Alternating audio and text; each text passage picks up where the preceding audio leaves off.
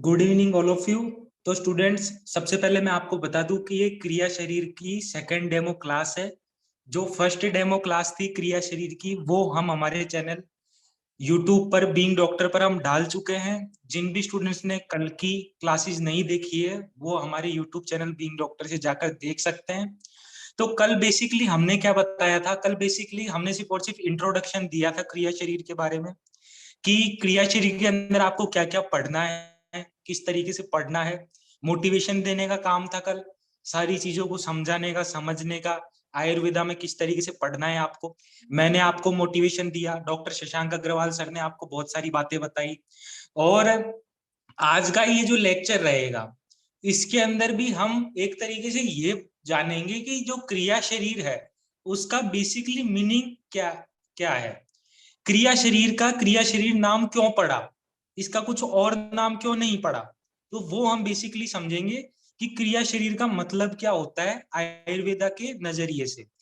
और यहाँ पर हम मॉडर्न पॉइंट ऑफ व्यू से भी बात करेंगे, और कुछ इंटरेस्टिंग टॉपिक्स, कुछ इंटरेस्टिंग स्टफ्स और मोटिवेशनल बातें आज आपको डॉक्टर शशांक अग्रवाल बताएंगे। और जो भी आपकी क्वेरीज होगी वो आपकी लास्ट में ली जाएगी।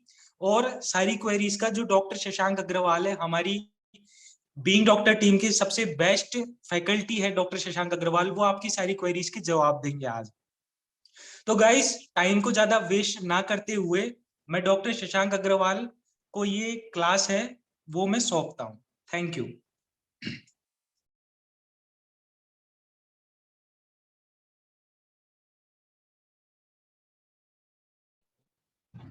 Good evening to all.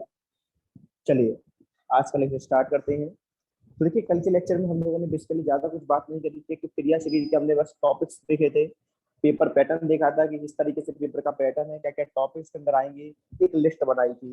List हमने इसलिए बनाई थी, मैंने आपको बताया था कि जब भी आप बाजार से सामान लेने करते हो तो कोई भी चीज भूल ना जाओ, कोई भी सामान आपका रह ना जाए, इसलिए एक लिस्ट बनानी जरूरी होती है। लिस्ट बनानी इसलिए जरूरी नहीं होती, क्या कहते हैं कि आपको चीजें याद करनी है उनको, या फिर उन सामानों के प्राइस आपको, ऐसा नहीं, बस लिस्ट इसलिए जरूरी होती है जिससे आप कोई भी सामान भूल ना जाओ लाने से, ठीक है। तो इसीलिए कि हम कोई चीज भूल ना जाए, कोई भी टॉपिक हम भूल ना जाए, क्योंकि टॉपिक हमको पढ़ना भी है, हमारे सिलेबस में भी है। इसलिए बेसिकली हमने उन टॉपिक्स को एक जगह लिख करके नोट डाउन कर लिया, और आपके माइंड में ये बातें आ गई कि इस तरीके के टॉपिक पढ़ने हैं। अक्सर कोई बच्चों को कल डाउट्स आए थे, उन डाउट्स की कॉमन डाउट्स की बता देता हूँ। सबसे पहले बच्चों को डाउट आए थे कि सर बुक कौन सी पढ़नी है। ठीक है, सबसे पहली बात तो इतनी बड़ी बात मैं आप लोगों से इतनी बड़ी प्लेटफॉर्म पे बोल रहा हूँ कि अगर आप हमारे नोट्स पढ़ रहे हैं, हमारे लेक्चर देख रहे हैं, तो किसी बुक को पढ़ने की आवश्यकता नहीं है। बिकॉज मैं और मुझसे और हमारी पूरी बिग डॉक्टर की टीम, हम फोकस रखते हैं कि डिटेल नॉलेज पर, कि जितना ज्ञान हो सके उतना अच्छा रहे। जितना आपको क्या कहते हैं बोलना, या फिर क्या कहते हैं समझना, चीजों को जानना, चीजों को कंसेप्चुअली लेना आ सके उतना अच्छा है। इसलिए अभी आपके पास टाइम भी है, तो जो बुक्स आपको पढ़नी है या परचेज करनी है, उन बुक्स को भी आज बताऊंगा आपको, तो बस से बेफिक्र रहिए। यानी एक तरीके से आप मानिए जितना कंटेंट आपको चाहिए, रिक्वायरमेंट है UG as well as PG, वो सारा कंटेंट हमारे द्वारा दे दिया जाएगा। जो नोट्स होंगे नोट्स हम दे देंगे, जो बुक्स होंगी अगर आप कहेंगे तो बुक के पीडीएफ हम सेंड कर सकते हैं। नहीं तो अगर बच्चे बुक जो हार्ड कॉपी में लेना चाहते हैं वो हार्ड कॉपी भी खरीद सकते हैं। बाकी मैं तो यही कहूंगा कि अगर आपके पेपर चल रहे हैं लास्ट टाइम पर, तो सिर्फ आप हमारे नोट्स को ही फॉलो डाउन कर लीजिए, उससे बड़ा कुछ नहीं होगा, ठीक है। उसके आगे से आपको सारी चीज फेल है, अगर आप सिर्फ हमारे नोट्स को फॉलो कर लेंगे तो आपको कोई भी समस्या का सामना नहीं करना पड़ेगा, ठीक है। चलिए, हमारी एक बात तो ये हो गई। दूसरी बात क्या हो गई? दूसरी बात ये है कि आपको पढ़ाई का पैटर्न कैसा रखना है। पढ़ाई का पैटर्न आपको कैसा रखना है, तो पढ़ाई का पैटर्न, देखिए अभी स्क्रीन नहीं लगाई है मैंने, ठीक है। अभी आप घबराइए मत, क्योंकि अभी पढ़ा नहीं रहा, इसलिए अभी स्क्रीन नहीं लगाई है मैंने। अभी सिर्फ मेरी आपको वॉइस आ रही होगी, ठीक है। तो बिल्कुल कंफ्यूज मत होइए, 2-3 दिन की बात है, 2-3 दिन में आप लोग मेरे पढ़ाने का पैटर्न जान जाएंगे कि कुछ बातें ऐसी होती है जिसमें स्क्रीन लगाने की आवश्यकता नहीं पड़ती, ठीक है। अभी स्क्रीन नहीं लगाई है मैंने, ठीक है। तो ध्यान रखिए, अभी स्क्रीन नहीं लगाई है, अभी सिर्फ मैं सिर्फ बातें आपको बोल रहा हूँ, बता रहा हूँ। जब मैं स्क्रीन लगाऊंगा तो बोल दूंगा कि स्क्रीन लगा रहा हूँ, ठीक है। कभी कभी क्या होता है, टेक्नोलॉजी प्रॉब्लम हो जाती है, लेकिन कभी कभी की वजह से ये नहीं कि हम अपनी पढ़ाई का नुकसान करें। पढ़ाई हमारी चलती रहती है, रुकती नहीं है। बाकी सारी क्लासेस का टाइम जो रहेगा बिल्कुल निश्चित रहेगा, और किसी भी बच्चे की टाइम जो 4 क्लास है वो 4 लैप्स नहीं करेगी, और एक दिन में हम लगभग 2 क्लास ही लेते हैं, जिससे आप लोगों को समस्या ना उठानी पड़े। ठीक है। बाकी पढ़ाई का पैटर्न बता रहा था मैं आप लोगों को, तो पढ़ाई का पैटर्न सिंपल रहेगा कि क्लास में जो भी पढ़ाया जाएगा वो सबको उसको पढ़कर आना है, बस आपको उसको पढ़ना है। मैं नहीं कह रहा कि आपको डिटेल में जाना है या फिर 1 घंटे पढ़ना है, आगे का भी पढ़कर आना है, पीछे का भी पढ़कर आना है। जिसे हम जैसा कहें वैसा आपको फॉलो करना है। अगर आपको कह दिया कि श्लोक याद करके आना है तो श्लोक याद करके आना है। अगर आपसे बोल दिया कि ये पेज याद करके आने ये तो आपको वो पेज याद करके आ जानी है। यकीन मानिए एक दिन में ज्यादा से ज्यादा आपको आधा घंटा पढ़ना पड़ेगा। अगर आपने क्लास में दोनों कान नाक अपने सारे ज्ञान इंद्रियां खोलकर सुना होगा तो आपको ज्यादा मेहनत नहीं करनी पड़ेगी, आपको कम मेहनत में अच्छा रिजल्ट मिल जाएगा। और जो हमारे ठीक है, तो क्या कर सकते हो आप, एक महीने में आप अपना कम से कम क्रिया शरीर पदार्थ विज्ञान ऑलमोस्ट 50% करके जा सकती हो। अगर आपने एक महीने में कम से कम पेपर वन का पूरा कर लिया और पदार्थ का पेपर वन पूरा कर लिया, तो जब आप एक मिनट कॉलेज आओगे तो आपको एक ड्रामेस्टिक चेंज देखने को मिलेगा। आप चाहो तो सबको हैरान कर सकते हो कि एक महीने में इतना बड़ा चेंज। ठीक है, चलिए आ जाइए, स्क्रीन लगाते हैं और किताबों से बात स्टार्ट करते हैं।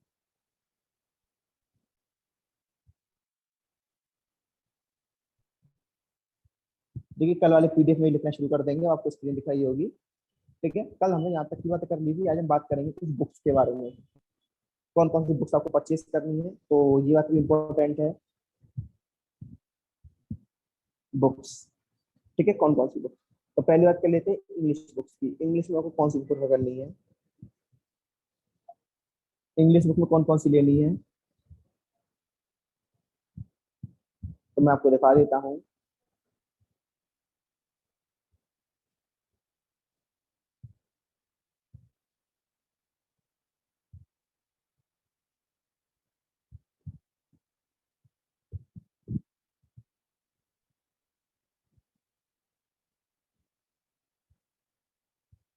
देखिए एक आती किताब आती है, ये डॉक्टर सुभाष रनाडे की।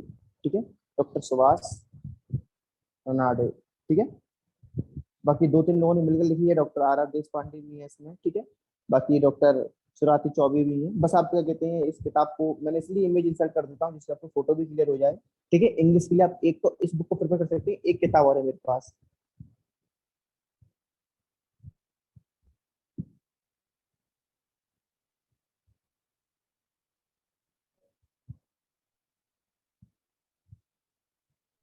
देखिए ये तो हिंदी है, आप इसी एक को रख लीजिए। ठीक है, इसी एक किताब को प्रेफर कर लीजिए। बाकी हिंदी में बात करते हैं, हिंदी, हिंदी बुक्स। देखिए हिंदी बुक्स, हिंदी में आप फॉलो करेंगे डॉक्टर राजेश कुमार शर्मा को। राजेश कुमार शर्मा। और भी किताब है हिंदी में, तो आइए और किताब देखते हैं।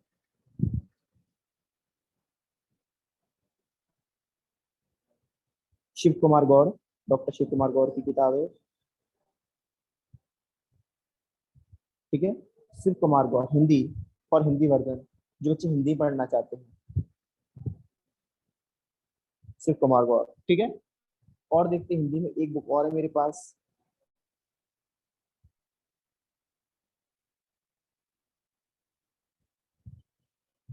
डॉक्टर सुनील वर्मा, डॉक्टर की सुनील वर्मा। ठीक है, ध्यान रखेंगे डॉक्टर सुनील वर्मा की किताब है, हिंदी वर्जन है।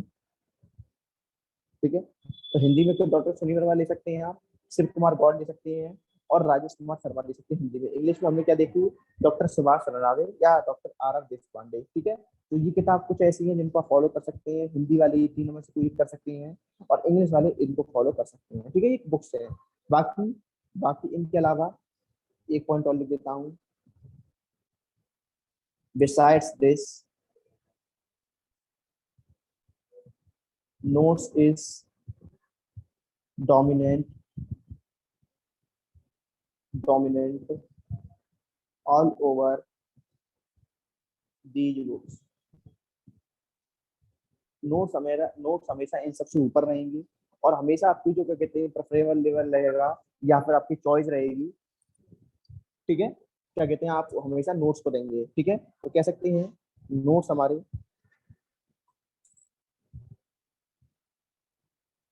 टॉप पर रहेंगे।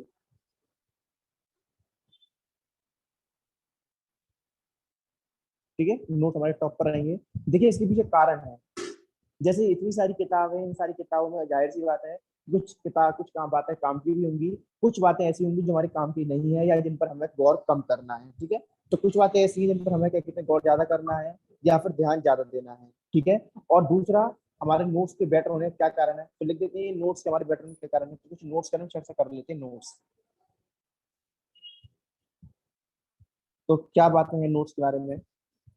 Number one, most important point, according to, जो चाहिए आज सब बच्चों को, according to एनसीआईसीएम syllabus. Number one feature तो यही रहा, अकॉर्डिंग टू एनसीआईसीएम सिलेबस, जो लेटेस्ट इस बार रिलीज हुआ है। ठीक है, latest, plus in mix language, in mix language, in mix language. ठीक है, यानी हिंदी प्लस इंग्लिश दोनों इसके अंदर है। इससे क्या होगा, अगर हिंदी प्लस इंग्लिश दोनों है मिक्स लैंग्वेज से क्या होगा, this will lead to better understanding, this will lead to better understanding. ठीक है, इससे आपके समझने का जो लेवल होगा वो और बढ़ जाएगा। नंबर थ्री पॉइंट देखते हैं। नंबर थ्री, कि और क्या क्या अच्छी बातें हैं, और क्या क्या अच्छी बातें हैं। नंबर थ्री, जो हमारे नोट्स होते हैं, नोट्स, नोट्स, वो आप देख पा रहे होंगे जो नोट्स हमारे बेसिकली, इसमें सारी काम की बातें दी गई हैं, यानी कह सकते हैं concised, concised and and based, based on multiple books. ये नहीं कोई एक किताब ली या कोई एक नोट्स ली से देखकर छाप दिए, ऐसा नहीं है। काफी मेहनत वक्त की टीम इस वर्क को बना पाती है, काफी देखने के बाद, समझने के बाद, कि कोई एक किताब से नहीं ली जाती, चार पांच किताबों को रखकर बैठा जाता है। इसके अलावा उन किताबों को डिकोड किया जाता है, इजी लैंग्वेज में लाया जाता है, हिंदी इंग्लिश दोनों लैंग्वेज को मिक्स किया जाता है, सिंपल लैंग्वेज में लाया जाता है। एग्जाम्पल, जो अच्छे एग्जाम्पल्स होते हैं, कुछ एग्जाम्पल्स बुक से लिए जाते हैं, कुछ एग्जाम्पल्स खुद से बनाए जाते हैं, क्लास के दौरान समझने के दौरान कुछ एग्जाम्पल्स और बताए जाते हैं, तो कुछ लिख सकते हैं based on multiple books, multiple books. This will lead to, this will lead to simple, simple language, simple language, जिससे क्या होगा, easy to learn, क्या होगा, easy to learn, easy to learn, easy to understand, easy to remember, याद करना आसान रहेगा, समझना आसान रहेगा, और उनको रिवाइज करना, माइंड में दोबारा याद करना भी आसान रहेगा। तो easy to remember.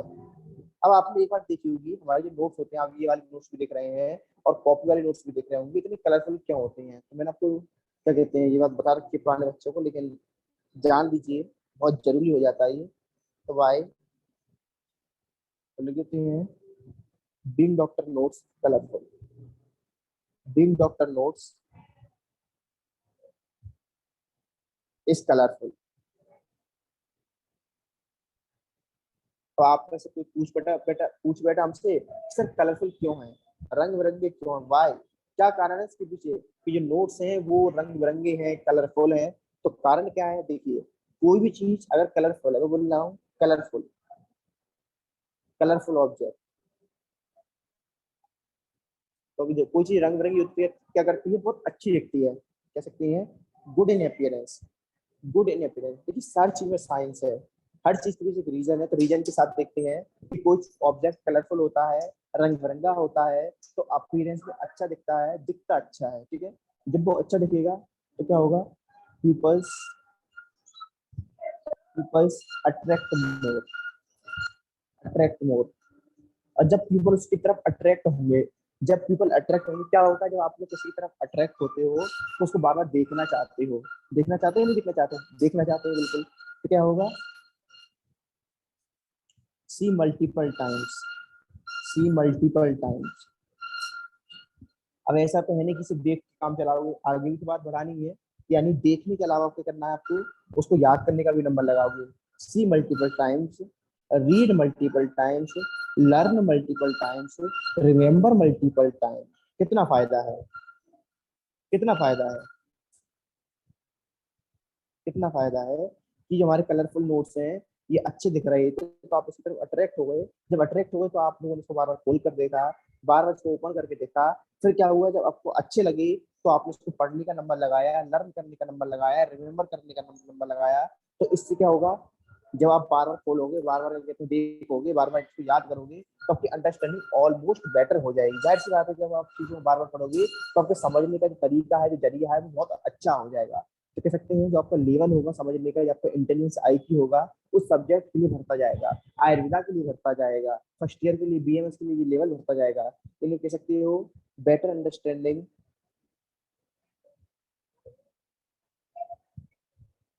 Towards subject, subject के प्रति आपका प्यार बढ़ जाएगा। तो क्या होगा, जाहिर सी बात है, जो आपकी परफॉर्मेंस होगी, परफॉर्मेंस क्या हो जाएगी, बूस्ट हो जाएगी। क्योंकि परफॉर्मेंस बूस्ट हो जाएगी मतलब आपका रिजल्ट बेस्ट आएगा। कैसा आएगा रिजल्ट, बेस्ट आएगा। जब रिजल्ट बेस्ट आएगा तो फायदा किसका होगा, फायदा हमारा होगा। फायदा किसका होगा, हमारा होगा। मैं ये नहीं कह रहा फायदा सिर्फ आपका होगा, फायदा किसका होगा, दोनों का होगा। कैसे, तो लिख सकते हैं बेनिफिट फॉर बोथ। कैसे, देखिए किसी कोचिंग में फायदा कब होता है, जब उसकी स्टूडेंट टॉप में आते हैं। तो फायदा किसका होगा, दोनों का होगा। किसका होगा, दोनों का होगा। ठीक है, जब फायदा दोनों का होगा तो क्या होगा, हमारे पास ज्यादा से ज्यादा एडमिशन आएंगे, एडमिशन क्या हो जाएंगे, ज्यादा हो जाएंगे। देखिए आपके सामने क्लियर बात बोलूंगा, झूठ बात नहीं बोलता मैं। क्या हुआ, देखिए हमारे नोट्स कलरफुल थे, जिसको देख करके आप अट्रैक्ट हो गए। जब अट्रैक्ट हो गए आप लोग तो ज्यादा से ज्यादा पीपल अट्रैक्ट हुए। तो क्या हुआ, जब ज्यादा से ज्यादा लोग अट्रैक्ट होंगे, बार बार अट्रैक्ट होंगे, तो उसको देखना चाहेंगे। देखने के साथ कुछ टाइम ऐसा भी आएगा कि मन करेगा कि पढ़कर देखो क्या लिखा हुआ है। जब पढ़कर देखोगे अच्छा लगेगा तो याद करोगे, याद करोगे तो फिर उसको बार बार रिवाइज भी करोगे। फिर क्या होगा, इससे क्या होगा, अपनी जो अंडरस्टैंडिंग है सब्जेक्ट की बढ़ती जाएगी, फिर आपकी परफॉर्मेंस बूस्ट हो जाएगी, आपका रिजल्ट अच्छा जाएगा। ठीक है, इससे क्या फायदा होगा, दोनों का फायदा होगा। और जब दोनों का फायदा होगा तो क्या होगा, हमारे एडमिशन से बढ़ जाएंगे। तो हम क्या चाहते हैं बेसिकली, हम ये चाहते हैं, बात करें कि people attract more, people notes की तरफ अट्रैक्ट होकर यहाँ तक ना आए। कहाँ तक ना आए, यहाँ तक ना आए। ये हम नहीं चाहते, ये हम नहीं चाहते। हम चाहते हैं कि बच्चे रिजल्ट बेस्ट आए तब हमारे पास, ये रास्ता सही है।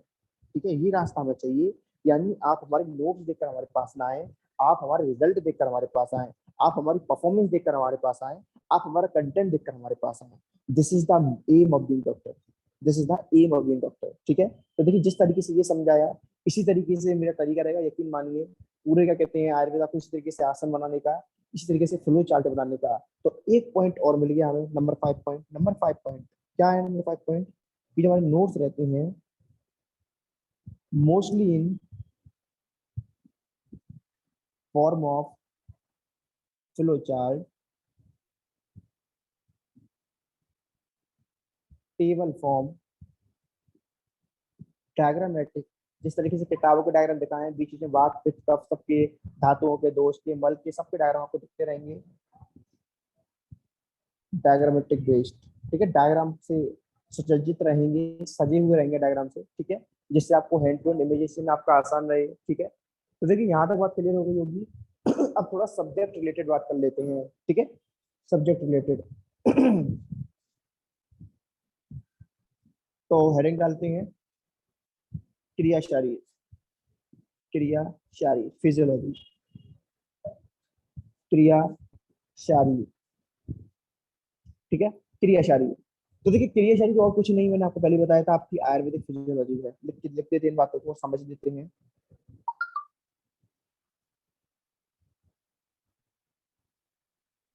आयुर्वेदिक फिजियोलॉजी,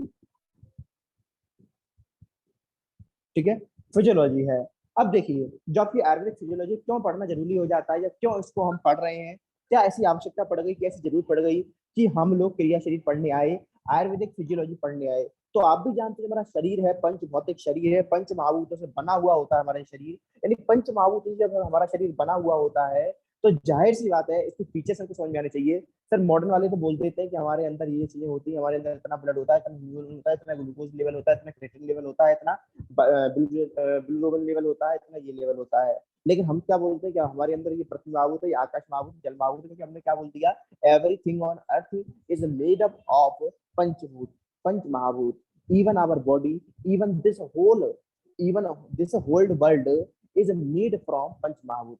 यानी ये समस्त संसार भी पंच भौतिक रचना है, यानी पंच महाभूत से सब कुछ बना हुआ है। पंचभूत महाभूत ने किसी को नहीं छोड़ा, न संसार को छोड़ा, न संसार के लोगों को छोड़ा, न संसार की चीजों को छोड़ा, ऐसी कोई वस्तु नहीं छोड़ी जिसके अंदर वो ना हो, जिसके अंदर वो ना हो। अब आपने देखा कि आपके शरीर के अंदर पंच महाभूत है, आपने देखा आपका शरीर पंच महाभूत से मिलकर बना हुआ है, तो आपको ये जानना पड़ेगा कि किस पंच महाभूत के क्या काम होते हैं और वो उस काम के अकॉर्डिंग क्या क्या कर सकता है। आपने देखा कि जो नेचर में वायु है, जो नेचर में विंड है, वो आपके शरीर के अंदर वात है। आपने देखा कि नेचर में जो सन है वो आपकी बॉडी के अंदर पित्त है। आपने देखा जो नेचर में मून है वो आपके शरीर के अंदर कफ है। ये सब आप देख रहे हो, कोरिलेट कर रहे हो, उनके फंक्शंस आप कोरिलेट करोगे। फंक्शंस कैसे कोरिलेट करोगे? आप देखोगे नेचर में जो विंड होती है क्या काम करती है, मूवमेंट कराती है, गति कराती है। हवा दिखती नहीं है, हवा दिखती नहीं है, लेकिन फिर भी मूवमेंट कराती है, पेड़ों के पत्तों को हिलाती है, वायु को हिलाती है, जब प्रकोपित हो जाती है तो तूफान लाती है, साइक्लोन लाती है, स्टॉर्म लाती है। उसी तरीके से आपके शरीर के अंदर वायु रहती है, मूवमेंट कराती है, गति कराती है, धातुओं को एक जगह से दूसरी जगह पहुंचाती है, मलों को एक जगह से दूसरी जगह पहुंचाती है। यानी आपकी बॉडी के अंदर सारा ट्रांसपोर्ट प्रोसेस कौन देखती है? आपकी वो वायु देखती है। लेकिन जैसे ही आपकी वायु विकृत हो जाती है, आपके शरीर की ऐसी तैसी कर देती है, आपके अंदर रोग उत्पत्ति कर देती है, आपका शरीर श्वास नहीं ले पाता, इंस्पायरेशन एक्सपायरेशन कुछ नहीं कर पाता, सारे काम रुक जाते हैं। ये सारे काम किससे कोरिलेट करेंगे? ये सारे काम हम बात तक से कोरिलेट करेंगे। चैप्टर आएगा पेपर 1 के अंदर, बात करेंगे क्षय क्या होता है, वृद्धि क्या होती है। जब वायु की, पित्त की, कफ की तीनों की क्षय हो जाएगा तो क्या सिम्टम आएंगे, वृद्धि हो जाएगी तो क्या सिम्टम आएंगे। ठीक है, अब तक क्या था, तब बेसिक बातें चल रही थी, तो उसमें एनर्जी दिखाने का मतलब नहीं था उसमें एनर्जी। अब क्या कहते हैं, अब थोड़ा टॉपिक आ चुका है, थोड़ा मैं भी एनर्जेटिक रहूंगा, थोड़ा आप भी अपने कान आप खुल रखिएगा, एनर्जेटिक रहिएगा। ठीक है, क्योंकि मुझे डम्ब लोग बिल्कुल पसंद नहीं है, ना मैं खुद डम्ब हूँ, मतलब बहुत स्लो बोलने की आदत, या फिर बहुत धीरे धीरे बोलने की आदत, या फिर एकदम मंदबुद्धि टाइप। ठीक है, तो इस तरीके से बिल्कुल यकीन मानिए आप भी इस क्या कहते हैं फटाफट बोलने लग जाएंगे कुछ समय के अंदर। इस तरीके से आप भी अगर अपने जूनियर्स को बता सकती हैं, पढ़ा सकती हैं, कंसेप्ट क्लियर हो जाएगा एक बार आपका, तो आप भी चीजों में कमांड पा सकती हैं। तो हम बात कर रहे थे फिजियोलॉजी की, आपको बता रहा था बेसिकली कि आपको अगर जानना है कि आपके शरीर के अंदर क्या काम करती है वायु, आपके शरीर के अंदर क्या काम करता है पित्त। जैसे जनरली क्या कहते हैं पित्त, मैंने बताया कि नेचर के अंदर जो सन है वो आपके अंदर पित्त है, तो नेचर के अंदर पित्त क्या करता है, नेचर के अंदर जो सन होता है वो क्या करता है, वो क्या कहते हैं बेसिकली सुखाने का काम करता है, उष्णता देता है, टेम्परेचर को मेंटेन करता है। उसी तरीके से जो क्या कहते हैं पित्त होता है वो आपकी बॉडी के अंदर क्या कर रहा है, आपकी बॉडी के अंदर डाइजेशन करवाता है पित्त। आपकी बॉडी की जो ग्रोथ है उसको मतलब जो आपकी ग्रोथ करवाता है, कांति को मेंटेन करवाता है, जो आपके चेहरे पे त्वचा पे चमक है, ग्लो है, उसको पित्त ही डेवलप करवाता है। आपकी बॉडी का जो टेम्परेचर मेंटेनेंस है, जो होम्योस्टेसिस है, उसको भी पित्त ही मेंटेन करता है। यानी नेचर में जो सन कर रहा है आपकी बॉडी के अंदर कौन कर रहा है, पित्त कर रहा है। ठीक है, बहुत बहुत इंपॉर्टेंट बातें चल रही है, यकीन मानिए ये सारी बातें आपकी किताबों में लिख रही है। ठीक है, ये सारी बातें आपको अपने सुनहरे अक्षरों में अपने दिमाग में लिख लेनी है, छाप लेनी है। ये सारी बातें मैं आपको बीच में बताता रहूंगा। बेसिकली हमारी जो गाड़ी चलेगी कंसेप्चुअल नाम की पटरी पर चलेगी। ठीक है, और आपको उसी पटरी को अपने दिमाग में उतारना है। तो अब बात कर रहे थे क्रिया शरीर की, तो क्रिया शरीर का ज्ञान होना क्यों आवश्यक है? अरे भैया आपको ये नहीं पता होगा कि वात के कर्म क्या है, वात क्या कर रहा है, आपको ये नहीं पता होगा पित्त के काम क्या है, आपको ये नहीं पता होगा कफ के काम क्या है, तो क्या आप ट्रीटमेंट कर लोगे? क्योंकि आयुर्वेद की जो चिकित्सा होती है, जो ट्रीटमेंट होती है, वो बात पे कफ पर आधारित होती है, त्रिदोष पर आधारित होती है। आगे जाके मैं आपको सिद्धांत बताऊंगा, सामान्य से सिद्धांत आएगा आपके सामने, इतने सिद्धांत आएंगे, मतलब सामान्य सिद्धांत में क्या करते हैं, किसी चीज का क्षय हो जाता है उसकी वृद्धि करते हैं, विशेष में क्या करते हैं जिस चीज की वृद्धि हो जाती है उसका क्षय करते हैं। ये ट्रीटमेंट का प्रोसीजर रहता है। जाहिर सी बात है, यही तो करेंगे।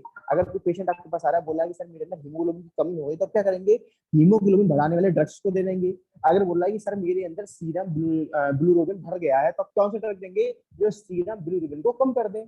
सर वो बोल रहा है कि सर मेरे अंदर एक तरीके से क्या कहते हैं जो कैल्शियम लेवल है वो घट गया है, तो कौन से ड्रग देंगे, जो कैल्शियम लेवल को बढ़ा दें। यानी हमारे अंदर ट्रीटमेंट प्रोसीजर क्या होता है, जो चीज कम हो गई उसको बढ़ा दो, जो बढ़ गई है उसको कम कर दो। ये जनरली ट्रीटमेंट प्रोसीजर होता है, जो मॉडर्न हो जाए आयुर्वेद दोनों का। ठीक है, यही तो होता है, जो चीज कम है उसको बढ़ा दो, जो बढ़ गई है उसको कम कर दो, मेंटेन कर दो, यानी एक होम्योस्टेटिस मेंटेन कर रखो। तो जब आपको होम्योस्टेटिस मेंटेन करनी है, अब देखिए बात को कब होता है, बोला जाता है कि बात को कब आपको दिख नहीं रही, तो लिखते हैं, थोड़ा सा लिखते हैं जिससे आपको भी बातें और अच्छे समझ आए, मुझे भी मजा आएगा। आइए, जो आपका वात है,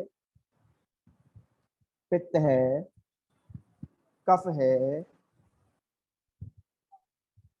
कैसे हैं, नॉन विजिबल है, कैसे हैं, नॉन विजिबल, नॉन विजिबल। तो आप इनको कैसे पहचानेंगे, आप इनको कैसे पहचानेंगे, तो how can you identify, how can you identify, कोई वस्तु दिख नहीं रही, कोई वस्तु दिख नहीं रही तो आप कैसे पहचानते हैं? अभी मैंने आपको बताया, जस्ट मैंने आपको बताया, जैसे वायु है, वायु आपको दिख नहीं रही, वायु आपको दिख नहीं रही, आप खुद बता देते हैं हवा चल रही है। कैसे बताया आप लोगों ने? हवा दिखती तो नहीं आपको, आपने देखा पत्ते हिल रहे हैं, धूल उड़ रही है, मिट्टी उड़ रही है, ठीक है, क्या कहते हैं, पेड़ पौधे हिल रहे हैं, मूवमेंट कर रहे हैं, घर के पर्दे वगैरह किवाड़ वगैरह हिल रही है, तो आपने उसके मूवमेंट को देखकर बता दिया कि हाँ हवा चल रही है, वायु विंड चल रही है। तो यानी कि जो चीज हमको दिखती नहीं हम कैसे पहचानते हैं? तो उसके गुण कर्मों से, उसके गुण कर्मों से, यानी उसकी क्वालिटी से, उसके वर्क से, उसके कार्य से, उसकी प्रॉपर्टी से, उसके फंक्शन से। यानी लिख सकते हैं, वी आइडेंटिफाई,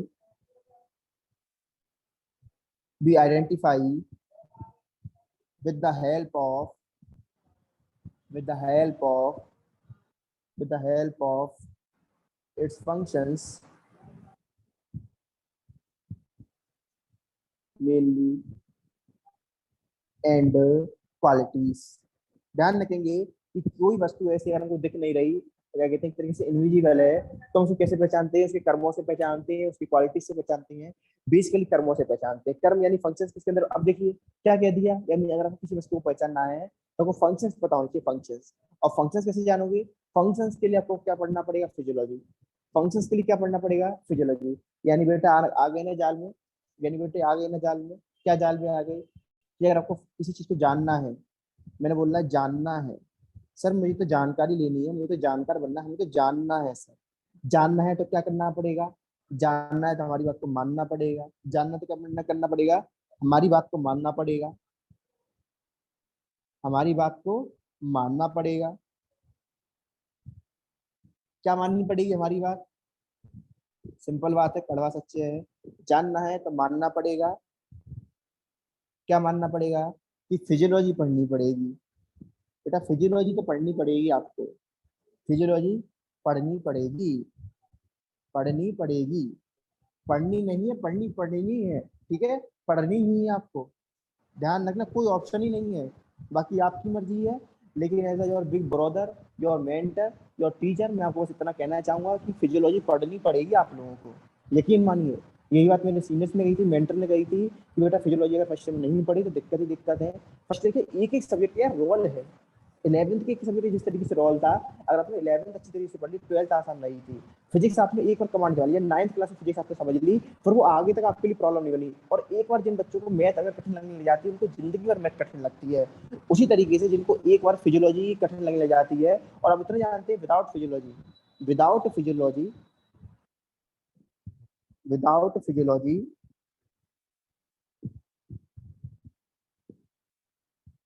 या फार्मा हो, चाहे पैथो हो, चाहे क्लिनिकल हो, चाहे मेडिसिन हो, ठीक है, चाहे पीडिया हो, सब बेकार है, ठीक है। तो ये आपको पढ़ना पड़ेगा, ठीक है। अब आगे बढ़ते हैं थोड़ा सा, importance of knowledge of kriya शरीर, ठीक है। तो देखिए जो और सारी बातें हैं बेसिकली उनको अपन पीडीएफ से देख लेते हैं। तो ये बेसिक बेसिक बातें थी जो मैंने आपको बता दी, आइए पीडीएफ से देख लेते हैं थोड़ी सी बातें। पीडीएफ भी, नोट्स भी हमारे पास। पहले मुझे इतना बता दी, ये सारी बातें समझ में आई, यस और नो फटाफट बता दीजिए। सब बच्चे बता दीजिए यस और नो, ये सारी बात समझ में आई आप लोगों को? जल्दी बता दीजिए, जिससे हमारा समय थोड़ा बच जाए।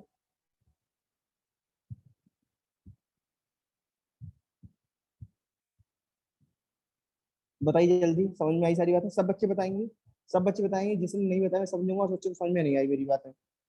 सब बच्चे बताइए यस और नो। चलिए बहुत अच्छा, बड़ा अच्छा लगता है जब आप एक साथ यस यस यस लिखते हो, ठीक है, बहुत अच्छा, ठीक है। तो देखिए जिन बच्चों ने अपना रजिस्ट्रेशन नहीं करा है वो लोग अपना रजिस्ट्रेशन कर लें, तो धीरे धीरे हमारी पढ़ाई ट्रैक पर आ जाएगी। पहली क्लास थी कल, और आज भी एक तरीके से पहली क्लास ही थी, ठीक है। स्टार्टिंग की जो एक दो क्लासेस होती हैं वो ऐसी चलती हैं, थोड़ी क्या कहते हैं फालतू की बातें भी चलती हैं, हालांकि कोई फालतू की बातें नहीं थी, सब कुछ कोर्स से रिलेटेड था। आपके पेपर का पैटर्न था, क्रिएचली के बारे में बातें थी, क्लास के बारे में बातें थी, क्या पैटर्न रहेगा, ठीक है। कल आपकी लास्ट डेमो क्लास रहेगी, उसके बाद कोई भी डेमो क्लास नहीं रहेगी। उसके बाद सिर्फ और सिर्फ रजिस्टर्ड कैंडिडेट्स को ही मौका मिलेगा क्लास करने का।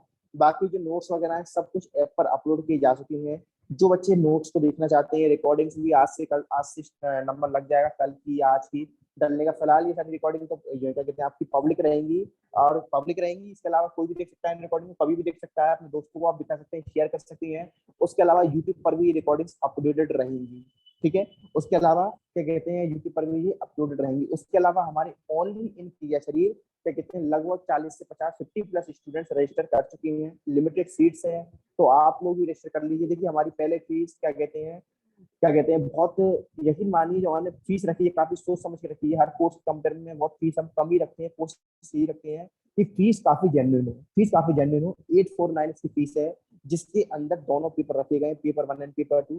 तो आप लोग भी जल्दी से जल्दी रजिस्ट्रेशन कर लीजिए। बाद में कितने कोई गारंटी नहीं है, 2 दिन के अंदर, एक कल का डेमो और है, तो इसके बाद से फीस इंक्रीज हो सकती है, लगभग 949 हो सकती है। तो आप लोग कोशिश करिए कि जो रजिस्ट्रेशन है आज है कल में कर लीजिए, ठीक है। जिन बच्चों को लेक्चर समझ में आ रहा है, इंटरेस्टेड है क्लास में, अभी उनसे बात कर ली जाएगी, आपके डाउट्स आपकी सारी बातें ले ली जाएंगी। एक बार पहले पीडीएफ की तरफ चलते हैं और पीडीएफ को देख लेते हैं, समझ लेते हैं। आइए स्क्रीन लगाते हैं, बातों को शुरू करेंगे।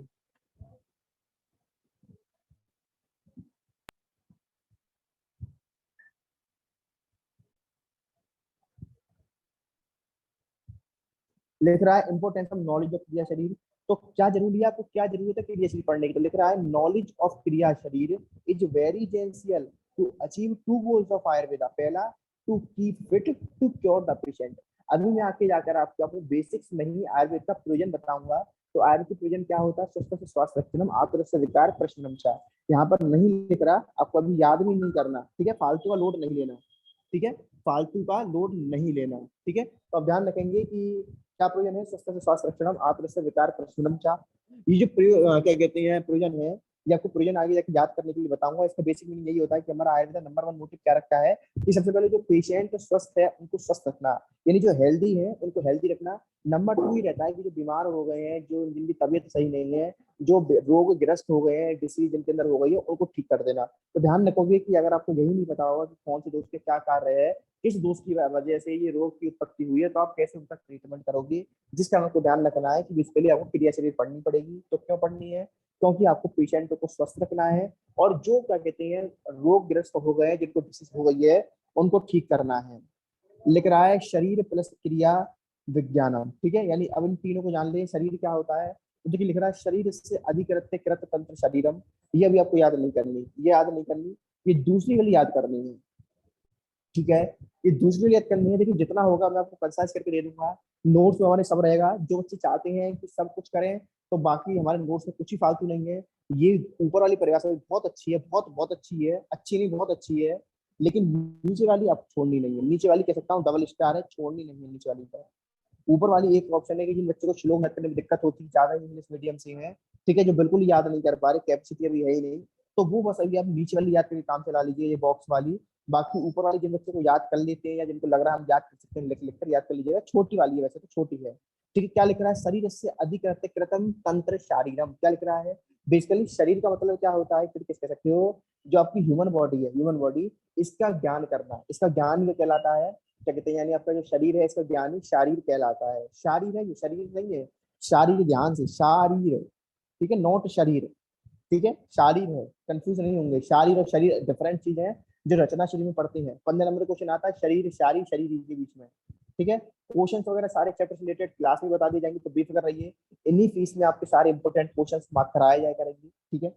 तो शारीर क्या है? जिसके अंदर आपके शरीर का ज्ञान किया जाए, शरीर का ज्ञान किया जाए। नीचे शारीर की परिभाषा दी और रही है, तत्व शरीर नाम चेतन स्थानभूत पंच महाभूत विकार शब्दात्मक समझो भाई। यानी जो आपका पंच महाभूत से और आत्मा से, पंच महाभूत प्लस आत्मा से मिलकर बना हुआ हो, और क्या कहते हैं जिसके अंदर ये सब प्रॉपरली काम कर रहे हो, प्रॉपर कोऑर्डिनेशन हो, उसी को अपन क्या बोलते हैं? शरीर बोलते हैं। तो शरीर के लिए क्या बोल सकता हूँ? जो पंच महाभूत प्लस आत्मा से बना हुआ हो, और सारे फैक्टर्स कैसे हो, प्रॉपर कोऑर्डिनेशन में हो, उनको अपन क्या बोल देते हैं? शारीर बोल देते हैं। निरुक्ति क्या लिख रही है शरीर के बारे में? शीर्यते तत् शरीरम। यानी शीर्यते मतलब जिसका शीरण हो रहा है, मतलब जो टूट रहा है, जिसका क्षरण हो रहा है, जो डिस्ट्रॉय हो रहा है, ठीक है। तो ध्यान रखेंगे जिसमें टूट फूट चलती रहती है उसे शरीर कहते हैं। आपको भी पता है कि आपका शरीर है, एवरी सेकंड इसके अंदर जो सेल्स है वो डिस्ट्रैक्ट होती रहती है, टूटती रहती है, बनती रहती है, टूटती रहती है, बनती रहती है। यानी शरीर वो स्ट्रक्चर है, या शरीर वो स्वरूप है, जिसके अंदर टूट फूट, जिसके अंदर नुकसान होता रहता है, चलता रहता है ये सब काम, ठीक है। फिर क्रिया, क्रिया क्या है? Movements activities. क्रिया क्या है? मूवमेंट्स और एक्टिविटीज। कह रहा है प्रवृत्ति अस्तु खलु चेष्टा कार्य अर्था सा एव क्रिया कर्म यत्न कार्यसम आरंभस्य। क्या कह रहा है, एनी मूवमेंट और activity done for particular time, यानी कोई भी जो गतिविधि हो रही है किसी एक टाइम पर, कोई भी एक एक्टिविटी हो रही है उसको क्रिया बोलते हैं। जाहिर सी क्रिया का मतलब जो कोई भी एक्टिविटी, कोई भी फंक्शन, कोई भी गति, कोई मूवमेंट, इसी को अपन क्या बोल देंगे, क्रिया बोल देंगे। क्रिया कोई कर्म बोल देते हैं, ठीक है। अब क्या कहते हैं, क्या क्या फीचर है तो आपको पता ही है। क्रिया को हम क्या कहते हैं, क्रिया को हम किस किस से कोरिलेट कर सकते हैं, तो कोई ट्रीटमेंट चल रहा है, कोई इलाज चल रहा है, उसको भी आप क्रिया बोल सकते हो। षट क्रिया काल को भी क्रिया बोला गया है। और क्या कहते हैं, बॉडी के जितनी फंक्शन हो रहे हैं, आप बोल रहे हैं, सांस ले रहे हैं, इंस्पायरेशन है, एक्सपायरेशन है, आप अपनी आंखों खोल रहे हैं, बंद कर रहे हैं, ये सब इसके अंदर आ जाता है, आपकी क्रिया के अंदर आ जाता है। फिर बात करेंगे विज्ञान की। तो विज्ञान का मतलब क्या होता है, स्पेशल नॉलेज। विज्ञान का मतलब स्पेशल नॉलेज। तो क्या कह रहा है, शरीर क्रिया विज्ञान एक्सप्लेन डिफरेंट बॉडी एक्सप्लेन धातु दोष मल। तो देखिए बेसिकली क्या कहा इन्होंने कहा जो क्रिया शरीर विज्ञानम है, इसमें क्रिया शारीर क्या है, किस तरीके से फंक्शन है, क्यों जानना है, क्योंकि आपकी बॉडी को फिजियोलॉजी समझनी है। आपको समझना है कि किस तरीके से आप पेशेंट को स्वस्थ रख सकते हैं, रोगी नहीं बनने देंगे, यानी पेशेंट ही नहीं बनने देंगे। दूसरा, अगर कोई पेशेंट बन गया है तो उसे कैसे ठीक करेंगे, यानी हेल्दी को हेल्दी रखना, रोगी को या पेशेंट को ठीक कर देना। दूसरा, फिर हमने हमने पढ़ा शरीर क्या होता है। तो शरीर मतलब शारीर पढ़ा पहले, तो शारीर हमने देखा शारीर का बेसिकली मीनिंग क्या होता है, जो आपकी ह्यूमन बॉडी है उसके लिए इंफॉर्मेशन। फिर मैंने बताया क्या कहते हैं शरीर की परिभाषा, तत्व शरीर नाम चेतन दृष्टांत पंचमहाभूत विकास समुदायात्मक, यानी जो आपकी ह्यूमन बॉडी है, तो human body is completely composed of panchmahabhoot and soul, ठीक है। तो ये बात आपको ध्यान रखनी है, विद प्रॉपर कोऑर्डिनेशन रहेगा इसके साथ। फिर मैंने आपको शरीर की निरुक्ति बताई। यहाँ पर शरीर की निरुक्ति बताई गई, this is not the nirukti of sharir, this is the nirukti of sharir, लिख भी रहा है शरीर। तो यहाँ पर थोड़ी सी बात शरीर की भी कर दी गई, शरीर के बारे में। शीर्यते अनेन इति शरीरम या शीर्यते तत् शरीरम, बात एक ही है, डिफरेंट डिफरेंट संस्कृत वर्ड आ जाते हैं। तो शीर्यते अनेन इति शरीरम लिख दीजिए, या शीर्यते तत् शरीरम लिख दीजिए, जिसका मतलब होता है टूटने वाला, जिसके अंदर टूट फूट चलती रहती है, डिस्ट्रक्शन चलता रहता है, एवरी सेकंड जो सेल्स हैं उनका डिस्ट्रक्शन होता रहता है। फिर बात करी क्रिया की, जिसको हमने बोला कि एनी मूवमेंट और activities which is occurring in our body that is known as kriya. फिर मैंने आपको बताया क्रिया के सिनोनिम्स के बारे में, दैट इज क्रिया एंड कर्म, ठीक है। फिर मैंने आपको काफी सारे इसके मीनिंग्स बताए, लाइक ट्रीटमेंट प्रोसीजर्स, षट क्रिया काल, ठीक है, प्रोग्नोसिस, पैथोजेनेसिस, ये सब। तो ये सब हमारी बातें हुई। हमने विज्ञान के बारे में पढ़ा, स्पेशल नॉलेज के बारे में पढ़ा। हमने देखा कि जो क्रिया शरीर विज्ञान है किस तरीके से दोषों के, धातु के, मल को, कर्म को बताता है, बॉडी में उनके इफेक्ट को बताता है, उनके प्रभाव को बताता है, ये सब बातें हमको बताता है। देखिए आज के लेक्चर में एक तरीके से हम थोड़ा थोड़ा क्रिया शरीर के अंदर जाते जा रहे हैं, चीजों को समझते जा रहे हैं। उम्मीद है आपको चीजें अच्छी लग रही होंगी, चीजों में इंटरेस्ट थोड़ा थोड़ा डेवलप हो रहा होगा। कोशिश यही रहेगी जितना हो सकेगा, जितना जितना हो सकेगा आपको क्या कहते हैं सारी चीजें लिख करके बताई जाए, ठीक है। बाकी आप लोग क्लास लीजिए, आप लोग क्या कहते हैं जितना हो सके कोर्स को शेयर करिए, सब्सक्राइब करिए, परचेज करिए, और डाउनलोड करिए हमारे बीइंग डॉक्टर ऐप को, डाउनलोड करिए हमारे बीइंग डॉक्टर ऐप को। कोई समस्या आने पर मुझसे या डॉक्टर हुसैन से, दोनों में से किसी से कांटेक्ट कर सकते हैं, ठीक है। नंबर भी दे देता हूँ, चैट सेक्शन में डॉक्टर हुसैन का नंबर है, ये मेरा नंबर है। आप दोनों में से किसी भी कांटेक्ट कर लीजिए, बात एक ही है। दोनों ही क्या कहते हैं ऑफिशियल नंबर है, दोनों ही हमारे बीइंग डॉक्टर नंबर है। चाहे आप ये नंबर ले लीजिए, चाहे चैट सेक्शन वाला, इस पे आप कॉल व्हाट्सएप कुछ भी कर सकते हैं, कॉल एंड व्हाट्सएप, ठीक है। तो आपको क्या कहते हैं बेसिकली इस नंबर पे कांटेक्ट कर लेना, और बीइंग डॉक्टर ऐप को डाउनलोड जरूर करना है। जिन बच्चों ने डाउनलोड नहीं किया वो डाउनलोड करें, ठीक है। बाकी अब आपके ले लेते हैं डाउट्स, आपके डाउट्स ले लेते हैं। बताइए क्या क्या समस्या है आपकी, चैट सेशन में आप लोग लिख कर बता सकते हैं। मैं सारी समस्याएं देख रहा हूँ अब। जैसा कि स्टार्टिंग में मुसैन ने भी वादा करा था, डॉक्टर मुसैन ने और मैंने भी वादा करा था कि लास्ट में आपकी सारी समस्याएं ली जाएंगी। कैसी भी समस्याएं हो तो आप लिखकर बता सकते हैं कि जो जो समस्याएं हैं।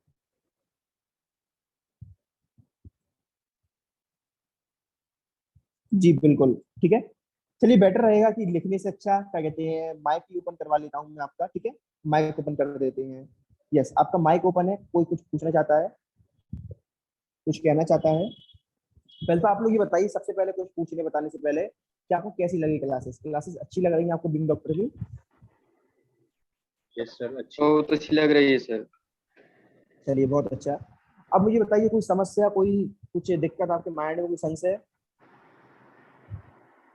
No sir. ठीक है, ऐसे ही होना चाहिए, क्लियर रहनी चाहिए सारी बातें। बाई चांस कोई बातें क्लियर ना हो तो आप बेझिझक as a big brother, big mentor, जो भी समझते हो, सीनियर, मेंटर, टीचर, भैया, जो भी मतलब आप मानती हो, जो आपको कंफर्टेबल लगे, जिससे आप मुझसे पूछ सकें और खुलकर अपनी बातें शेयर कर सकें, आप वो मानकर मुझे बता दिया करिए, ठीक है। मुझे कोई आपत्ति नहीं है, आप मुझे टीचर बोलिए, भैया बोलिए, बॉस बोलिए, नाम से बुलाइए, मुझे कोई आपत्ति नहीं है। जो आपको क्या कहते हैं बढ़िया लगे, जिससे आप क्या कहते हैं फ्रीली अपनी बात मेरे सामने रख सकें, मुझे कोई आपत्ति नहीं है। क्योंकि as a doctor, as a teacher, as a professional, मैं इतना जानता हूँ, आप लोगों की प्रकृति को जानता हूँ कि देखिए हर बच्चा एक जैसा नहीं होता। लेकिन हाँ, क्या कहते हैं, आप लोग जो भी बात हुआ करे पूछ सकते हैं। अगर आपको यहाँ पर पूछने में शर्म आ रही है तो क्या कहते हैं आप लोग क्लास के अलावा भी पूछ सकते हैं। बाकी जो बच्चे नए हैं, लाइक अबूजर, यस सूरज, सूरज बताओ। सर एक प्रॉब्लम सर, ये क्रिया शरीर से रिलेटेड प्रॉब्लम नहीं, प्रॉब्लम सर ये, जैसे सर आपका पदार्थ विज्ञान कोर्स चल रहा है और हम रचना शरीर भी पढ़ रहे हैं, क्रिया शरीर भी सर आपने स्टार्ट कर दिया। सर मैं आपसे सिर्फ इतना चाहता हूँ कि सर आप वीक में 10 मिनट की सर एक ऐसी क्लास ले लीजिए जिसमें आप अष्टांग हृदय के कुछ इंपॉर्टेंट जो श्लोक हैं हर चैप्टर सर वो बता देते हैं। सर क्लास में अष्टांग हृदय भी पढ़ाया जा रहा है, वो सारे श्लोक पढ़ा देते हैं सर, उसमें सारे श्लोक याद नहीं हो पा रहे ना, कुछ इंपॉर्टेंट आप बता दें, उनसे पूछते, वो कहते सभी इंपॉर्टेंट सब पढ़ने हैं आपको। देखिए मेरी बात सुनिए, क्या कहते हैं, अगर सबसे पहली बात, दो बातें हैं, ठीक है, दो बातें हैं, दोनों बातों को मैं कुछ सामने रखना चाहूंगा। पहली बात आपने कही कि अष्टांग की 10-15 मिनट की क्लास रख लीजिए, जिससे क्या हो, जो हमारे कॉलेज में हम पीछे रह रहे हैं वो कवर हो जाए। तो इसका आंसर देखिए सबसे बेटर ये है कि जो अष्टांग क्लास है लगभग विद इन 20 डेज और विद इन 15 डेज लॉन्च हो रही है। और दूसरी बात क्या कहते हैं, देखिए एक पैसेंजर रहती है और एक एक्सप्रेस रहती है। जो पैसेंजर रहती है एक्सप्रेस से पहले जाती है और रुक रुक कर जाती है, और मरीजों को काफी दिक्कत होती है, लोगों को काफी दिक्कत होती है, जो उसके अंदर यात्री होते हैं उनको, पैसेंजर्स को काफी दिक्कत होती है। लेकिन जो बाद में उसके 1 घंटे बाद 2 घंटे बाद एक्सप्रेस निकलती है, वो उसको कब क्रॉस कर देती है, ओवरटेक कर देती है, पता भी नहीं चलता पैसेंजर को। और जो अंदर कहते हैं पैसेंजर्स होते हैं वो इतने मजे में रहते हैं, ठीक है, कि पता नहीं सकता। अब उम्मीद है आप समझदार होंगे तो आपको बस समझ में आ गई होगी कि आपको पैसेंजर में सफर करना है या एक्सप्रेस में सफर करना है। इतना अगर आप लोगों ने विश्वास कर लिया है तो इतना मैं आप लोगों को विश्वास कराना चाहूंगा कि कोई भी टेस्ट कुछ भी हो, बस जो 10-15 दिन जा रहे हैं, अष्टांग यकीन मानिए सबसे बेटर सब्जेक्ट है। अष्टांग हमारा मास्टर, अष्टांग हुआ, संस्कृत हुआ, ये हमारे मास्टर सब्जेक्ट रहते हैं। इन सब्जेक्ट में कोई हमारा हाथ पकड़ने वाला नहीं है आज तक। यही मानिए आप लोग, इतने भरोसे के साथ मैं आपसे कह रहा हूँ तो सोच समझ के कह रहा हूँ। पिछले साल भी अष्टांग और संस्कृत मैंने 3-3 बार कराई थी, क्योंकि पिछली बार ना रिकॉर्डिंग हुआ करती थी ना ऐप हुआ करता था। देखिए पिछली बार 4 दिन से ज्यादा हुआ करते थे। पिछली बार अष्टांग जो है हम 1400 में पढ़ाते थे, मैंने 1400 पढ़ाई थी पिछली साल अष्टांग, जिसमें रिकॉर्डिंग वगैरह कुछ नहीं रहती थी। और लगभग उसमें बच्चे हमारे 80+ रहते थे, 80+ बच्चे, विदाउट रिकॉर्डिंग, विदाउट एनी ज्यादा फैसिलिटी। हमें भी दुख होता था, बच्चे से ज्यादा हमें दुख होता था कि हम कुछ बच्चों को दे नहीं पा रहे। लेकिन क्या कर सकते थे, पिछले साल हमारा पहला साल था तो हम ज्यादा कुछ कर नहीं पाए। लेकिन इस साल हमने सारी कमियों को दूर कर दिया, फीस भी हमने हाफ कर दी। कोर्सेज को हमने क्या कहते हैं वादा करा बच्चों से कि 1000 के अंदर सारे फर्स्ट ईयर कोर्सेज को हम लाएंगे, या कोई भी कोर्स हो कितना भी कठिन हो, या संस्कृत हो या कुछ हो, 1000 के आसपास ही रहेगा। 1000 की कोशिश यही रहेगी कि ऊपर कभी भी ना जाए कोई भी कोर्स, ठीक है। पहली बात तो ये। दूसरा, आप कह रहे हैं कि टीचर बोलता है सारे श्लोक इंपॉर्टेंट है, जबकि आप बोल रहे सर कुछ ही श्लोक याद करने हैं। देखिए इतना मैं भी जानता हूँ, इतना आप भी जानते हैं कि अष्टांग की कम से कम एक चैप्टर में 40 या 50 श्लोक है, ठीक है। 40 या 50 श्लोक एक चैप्टर में कम से कम है, ठीक है। अब जो एक चैप्टर में 40 या 50 श्लोक हैं, और आपके अष्टांग में अकॉर्डिंग टू लेटेस्ट एनसीआईएसएम, ठीक है, अकॉर्डिंग टू लेटेस्ट एनसीआईएसएम आपके 15 चैप्टर आ रहे हैं, 15 चैप्टर आ रहे हैं, ठीक है। तो जो 15 चैप्टर्स आपके आ रहे हैं अकॉर्डिंग टू लेटेस्ट एनसीआईएसएम अष्टांग हृदय के, और जो चरक सूत्र के 12 चैप्टर आ रहे हैं, अगर मैं लगा के चलना, चरक सूत्र के बारे में तो 100 श्लोक है, 100 श्लोक है चरक सूत्र में। तो ध्यान रखेंगे किसी में 100 श्लोक है, किसी में 70 है, किसी में 80 है, और किसी में 150-150 श्लोक है। और आप कह रहे हो कि सारे श्लोक याद करनी है, तो यह तो वैसे ही इम्प्रैक्टिकल साबित हो। यानी आपके हिसाब से अगर एक चैप्टर में ज्यादा नहीं 50 श्लोक मान के चलना हूँ, और आपके सिलेबस में अगर 20 चैप्टर है तो 1000 श्लोक हो गए। 1000 श्लोक याद कर लोगे आप लोग, आपके टीचर याद कर लेंगे, मैं याद कर लूंगा, सबसे बड़ी प्रॉब्लम मैं याद कर लूंगा, नहीं याद कर पाएंगे। अब क्या कहते हैं, पहले के जमाने में लोग होते थे, ऋषि मुनि होते थे, जो पूरी पूरी किताब को कंठस्थ कर ले जाते थे। लेकिन आज के बच्चों में, आज के लोगों में, आज के गुरुओं में, आज के टीचर्स में वो क्षमता नहीं रही। आजकल कोई भी आप पुरुष नहीं रहा जिसकी बात पत्थर की लकीर हो, जिसको जिसको वर्तमान का, भूत का, भविष्य का ज्ञान हो। तो इतना ओवर कॉन्फिडेंस में रहना, मैं तो ये मानता हूँ कि हम कम पढ़ेंगे अच्छा पढ़ेंगे। एक किताब को 100 बार पढ़ना बहुत ज्यादा अच्छा है एज कम्पेयर टू कि 100 किताबों को एक बार पढ़ रहे। तो मेरा फोकस यही रहेगा कि एक चीज को इतनी बार पढ़ लें कि वो चीज आपको याद हो जाए। कम पढ़े, लेकिन जितना पढ़ेंगे उसमें हमें कोई टक्कर नहीं दे पाए। ठीक है, ये हमारा फोकस रहता है हमारी क्लासेस का भी, कि जरूरी नहीं कि हम फाइनल ईयर में भी हाथ डालें, थर्ड ईयर में भी हाथ डालें। अगर हम फर्स्ट ईयर में संभाल रहे हैं, सेकंड ईयर संभाल रहे हैं, तो वो ऐसे संभालेंगे कि कोई हमारा बराबरी नहीं कर पाए, कोई हमारे जैसे कंटेंट स्टूडेंट्स को दे ही ना पाए। ठीक है, बाकी अब आपको उम्मीद है सूरज मैंने दोनों बातों का जवाब दे दिया होगा प्रॉपर तरीके से। ठीक है, जी सर।